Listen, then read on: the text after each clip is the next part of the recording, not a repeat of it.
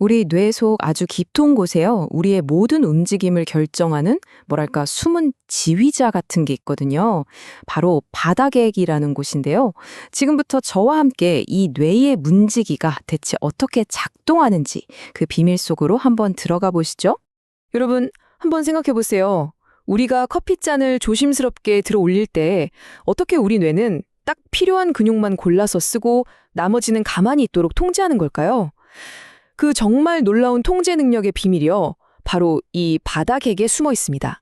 자, 오늘 우리가 함께 떠나볼 여정은요. 먼저 이 바닥핵의 정체가 뭔지 알아보고 그 핵심 멤버들은 누구인지 만나볼 겁니다.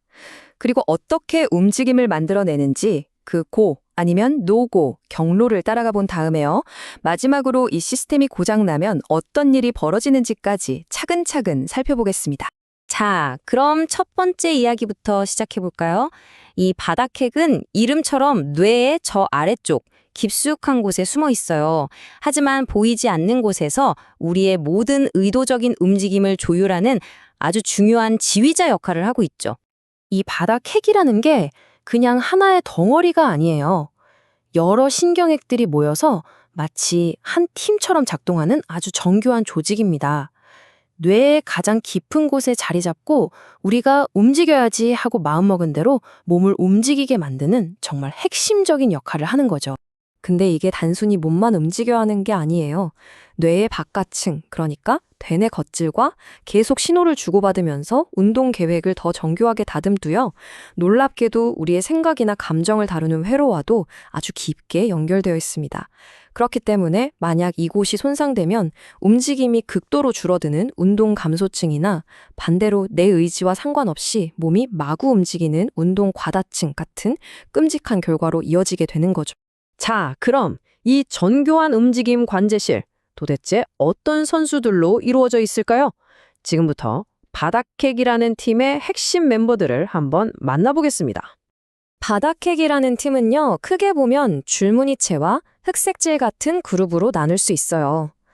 특히 정보를 입력받는 역할을 하는 줄무늬체 안에는 꼬리핵, 조갑핵 같은 핵심 선수들이 포진해 있죠. 얘네들이 각자 다른 위치에서 아주 정교하게 협력 플레이를 펼치는 겁니다. 자, 뇌를 이렇게 딱 수평으로 잘라서 보면요. 바닥핵의 주요 구조물들이 왜 바닥핵이라고 불리는지 바로 알 수 있어요. 뇌 표면이 아니라 이렇게 가장 깊고 중심적인 위치에서 모든 걸 조율하고 있는 거죠. 와, 이 3차원 이미지를 보니까 훨씬 더 와닿죠? 이 구조들이 얼마나 입체적으로 또 복잡하게 얽혀 있는지 말이에요. 단순한 덩어리가 아니라 서로 끊임없이 영향을 주고받으면서 하나의 거대한 시스템을 이루고 있는 건데요. 자, 그럼 이 시스템이 대체 어떻게 움직임을 결정하는 걸까요? 자, 이제 구조는 대충 알았는데 그럼 얘네가 대체 어떻게 일을 하는 걸까요? 바닥핵은 수많은 움직임 후보 중에서 딱 하나를 선택하고 나머지는 억제하는 고 또는 노고 결정을 어떻게 내리는 걸까요? 가장 쉽게 이해하는 방법은요, 이 바닥핵을 하나의 문지기라고 생각하는 거예요.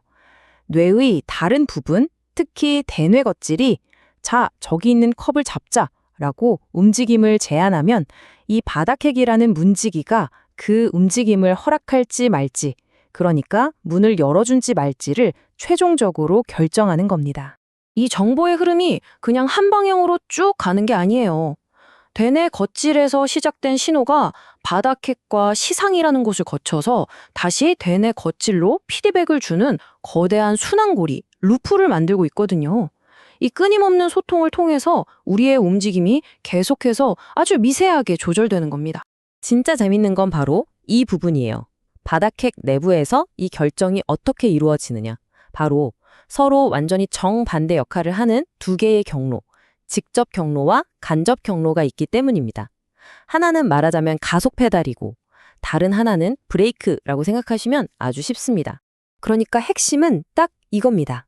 직접 경로는 고 신호, 즉 가속 페달 역할을 해서 우리가 원하는 움직임을 시작하게 만들어주고요. 반대로 간접 경로는 노고 신호, 즉 브레이크 역할을 해서 불필요하거나 방해가 되는 움직임들을 억제하는 거죠. 이 둘의 완벽한 균형이 바로 부드러운 동작의 비밀인 셈입니다. 자, 그럼 이 완벽한 균형 도대체 누가 맞추는 걸까요? 바로 그 유명한 신경 전달 물질 도파민입니다. 도파민이 하는 일이 뭐냐면 직접 경로, 그러니까 고호 신호는 더 힘을 실어주고 간접 경로, 즉 노고호 신호는 살짝 눌러주는 역할을 해요. 말하자면 움직임이 좀 더 쉽게 일어날 수 있도록 전체 시스템의 감도를 조절하는 마스터 컨트롤러라고 할 수 있겠죠. 자, 그럼 이제 마지막으로 이렇게나 정교하게 조율되던 시스템에 문제가 생기면, 즉 우리의 문지기가 손상되면 어떤 끔찍한 결과가 나타날까요? 바닥핵이 손상된다. 그 결과는 정말 상상 이상으로 치명적입니다. 내 의지와는 전혀 상관없는 움직임이 마구 튀어나오거나 근육이 돌처럼 뻣뻣하게 굳어버리거나 아니면 아예 움직임을 시작하는 것조차 힘들어지는 그런 끔찍한 운동장애로 이어지게 되죠. 자, 이 두 사진의 차이 혹시 눈에 들어오시나요? 왼쪽의 건강한 뇌와 비교했을 때 오른쪽 헌팅턴병 환자의 뇌에서는 바닥핵의 일부인 꼬리핵이 심각하게 쪼그라들어서 뇌 중앙에 저렇게 빈 공간이 생긴 게 보일 겁니다. 이 시각적인 차이가 증상이 얼마나 심각한지를 그대로 말해주고 있죠. 헌팅턴병은요, 바로 이 줄무늬체의 신경세포, 특히 불필요한 움직임을 막아주던 노고 경로가 파괴되면서 생기는 병입니다. 브레이크가 고장난 자동차처럼 원치 않는 움직임을 억제할 수가 없게 되는 거예요. 그래서 무도병이라고 불리는 마치 춤추는 듯한 통제 불가능한 움직임이 계속해서 나타나게 되는 거죠. 파킨슨병이 정말 무서운 이유가 뭔지 아세요? 증상이 나타났을 땐 사실상 너무 늦었다는 겁니다. 왜냐하면 움직임을 부드럽게 만들어주던 도파민 생성세포가 무려 80%나 사라진 뒤에야 비로소 우리 몸에 이상 신호가 나타나기 시작하거든요. 파킨슨병은 정반대의 경우라고 보시면 돼요. 움직임을 촉진하는 도파민이 부족해지니까 고호 신호는 약해지고 상대적으로 노고호 신호, 즉 브레이크가 너무 강하게 걸리는 거죠. 그 결과 움직임을 시작하기가 너무 힘들어지고 운동불능증, 몸이 뻣뻣하게 굳고 또 가만히 있을 때 손이 떨리는 그런 증상들이 나타나게 됩니다. 오늘 우리는 뇌 속의 문지기, 바닥핵의 구조부터 고, 노고 시스템, 그리고 그 시스템이 고장났을 때의 비극적인 결과까지 함께 따라가 봤습니다. 어쩌면 이 복잡하고 정교한 회로를 더 깊이 이해하는 것이 언젠가 파킨슨병이나 헌팅턴병으로 고통받는 분들의 삶을 바꿀 새로운 열쇠가 되지 않을까요? 바로 이것이 우리가 뇌과학의 미래에 계속해서 희망을 거는 이유일 겁니다.